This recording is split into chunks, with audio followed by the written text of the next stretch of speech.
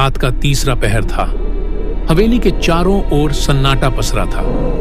सिर्फ टूटी हुई खिड़कियों से आती ठंडी हवा और कहीं दूर घंटी की धीमी आवाज। चारों दोस्त अर्जुन, कविता, राहुल और रीना अब भी उसी हवेली के अंदर थे।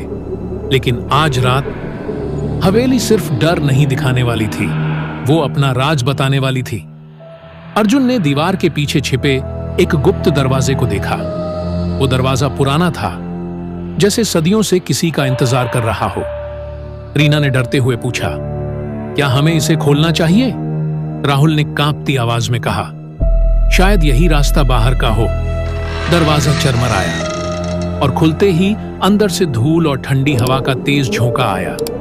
कमरे के बीचों बीच एक पुरानी लकड़ी की कुर्सी थी और उसके सामने टंगी थी एक औरत की तस्वीर, जिसकी आंखें असली लग रही थीं।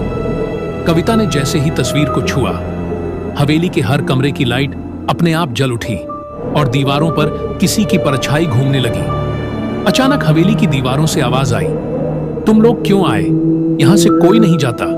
रीना ने डर से चिल्लाते हुए कहा, वो आवाज, वो औरत, वही तो तस्वीर वाली है।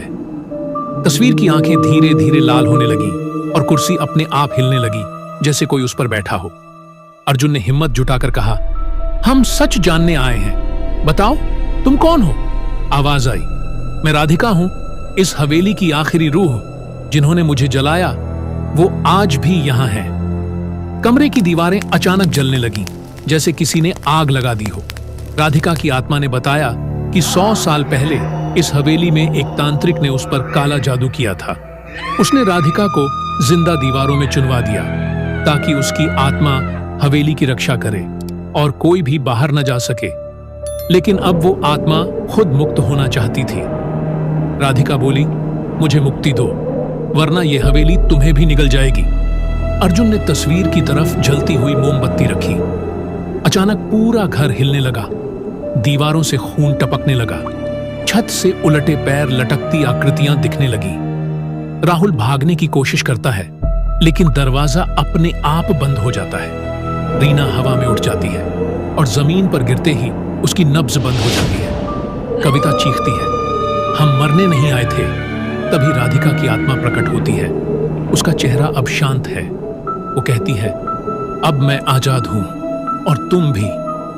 इतना कहते ही पूरा घर आग की लपटों में जल उठता है। सुबह की किरणों के साथ सिर्फ राख बचती है। पुलिस जब आती है तो हवेली की जगह सिर्फ एक टूटी तस्वीर मिलती है, राधिका की मुस्कुराती हुई तस्वीर, और उसके नीचे खून से लिखा था, खेल अभी खत्म नहीं हुआ। कहते हैं कुछ हवेलियां वक्त के साथ बूढ़ी नहीं होती, वो बस अपने अगले मेहमान का इंतजार करती हैं।